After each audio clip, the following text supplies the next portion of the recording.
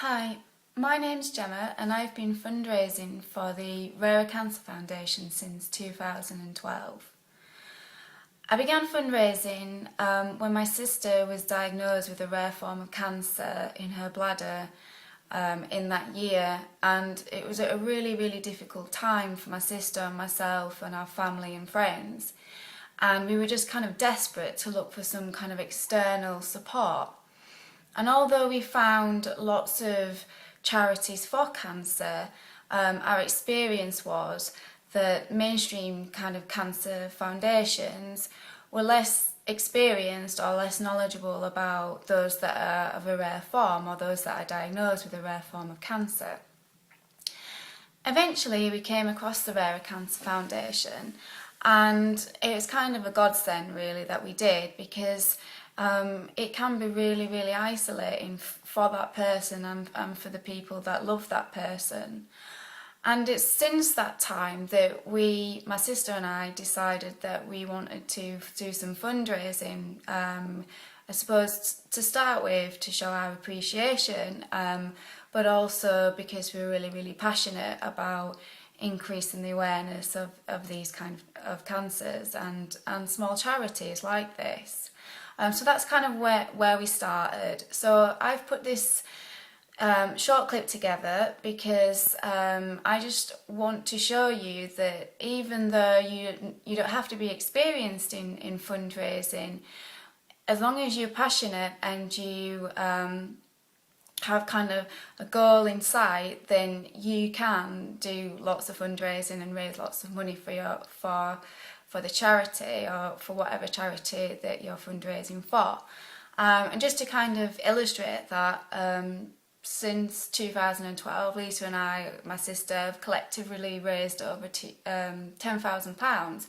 It's absolutely amazing, and we're not stopping there. Next year we have probably one of our biggest events, which is a charity ball, which takes lots of planning and lots of organising, but we're well on our way with that, and we're hoping to raise lots of money again for the charity.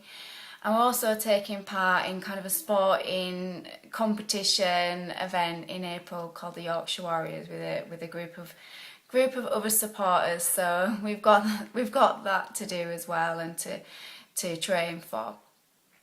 So I put this little clip together, like I said, just to kind of illustrate then that you don't have to be really experienced to do some fundraising.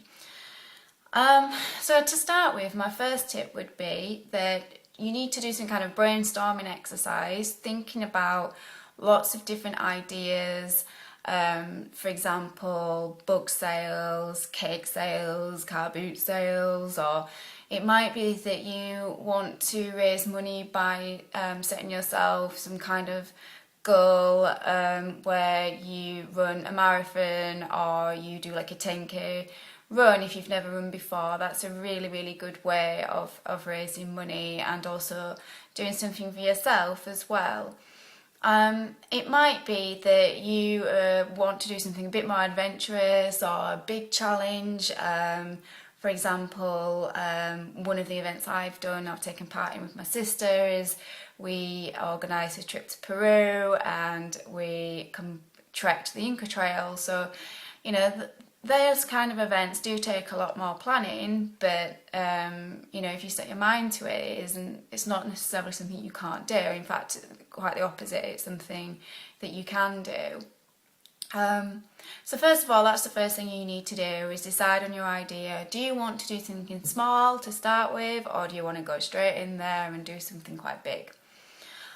I think probably just to stay at that point is think about your life, your lifestyle. Now, if you are really busy, if you've got a full-time job and commitments and kids and you know, and you want to do a big event, that's absolutely fine, but it just means you need to plan, you know, make sure that you give yourself a minimum of 6 months, because, you know, realistically they do take off your life sometimes, and, you know, and that's what you need to do. So, for example, the ball, the charity ball has been arranged and will for at least 8 months, and you know, that for me is giving myself and my sister enough time to kind of plan and get everything ready and sell tickets and do all those things, as well as have a life, as well as not allow it to kind of take over my life as well and my sister's life.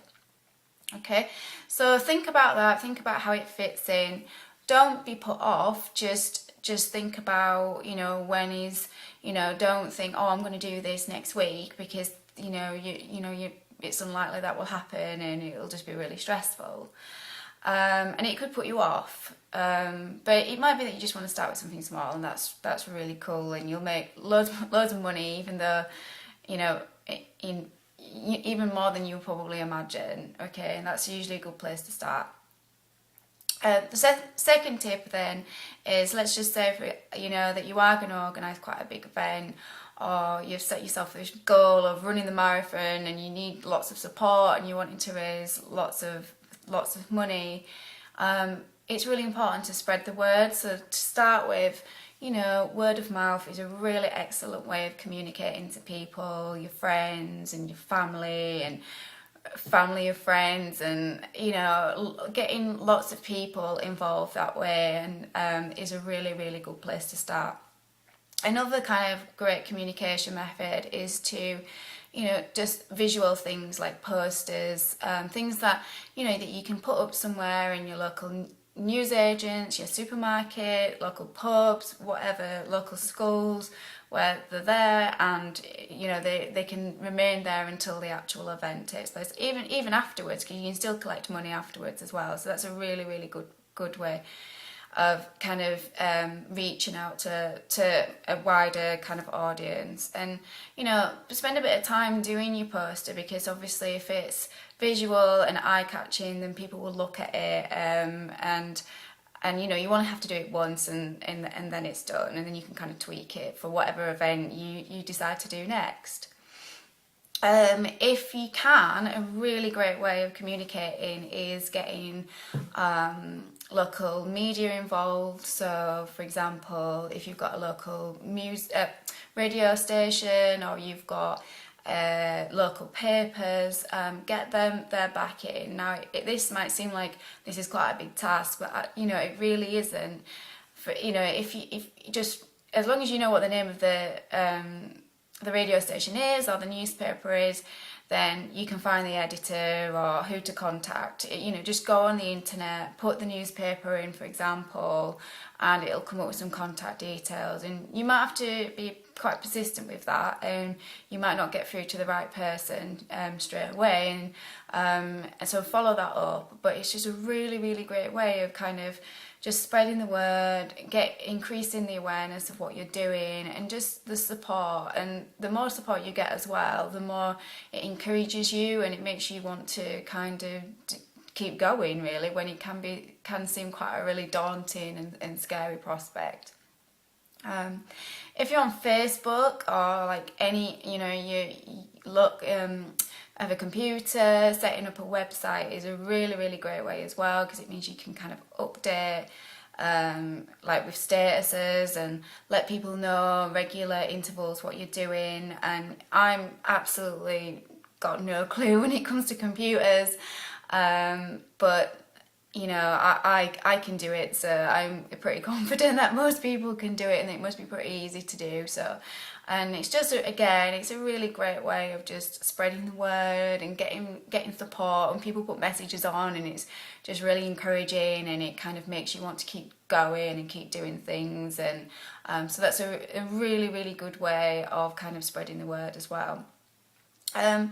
Again, another tip is, don't be afraid to ask. Okay, what I mean by this is things like sponsorships, and you know, it can feel sometimes uncomfortable to ask people for sponsorships, money, especially when there's a recession on and there's lots and lots of different charities and people are fundraising. But you know, if you think about it like this, the worst that anybody can say is no. Then you know, then that's usually, it doesn't matter. You know, out of every 10 that you ask, even if only 3 or 4 kind of say yes, then that's 3 or 4 more than you had the day before. So, you know, you have to look at it like that and try not to kind of take it personally or get upset by that.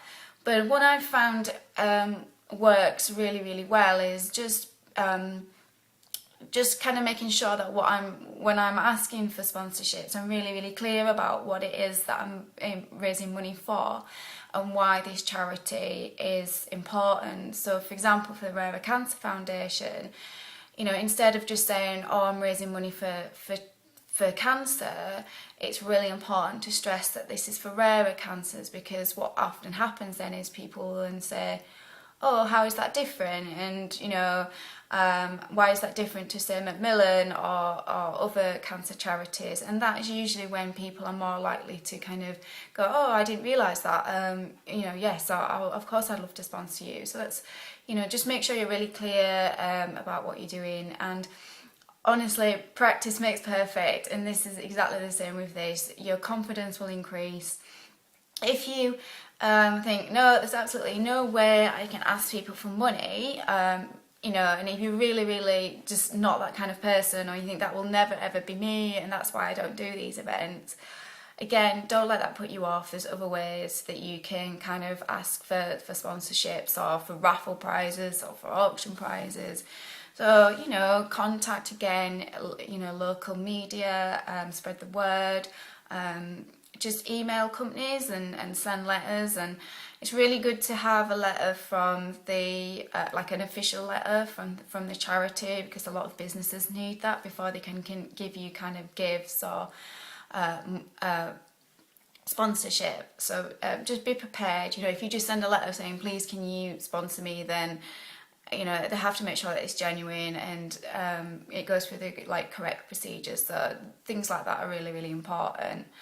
And finally, just my last tip really is just to kind of keep reviewing where you're at. Okay, so if you've got a big event, just, you know, set yourself some mini goals. You know, think, right, okay, in the first 2 months this is what I hope to have achieved, so sold so many tickets, and by this stage I need to have like a band, or by this stage I need to be thinking about how many raffle prizes I've got and if I need to increase that, and then it just takes a lot of the pressure away, and it helps it also be more successful. So they're just a few tips, and those kind of strategies apply for whether it's a big event or if it's a small event.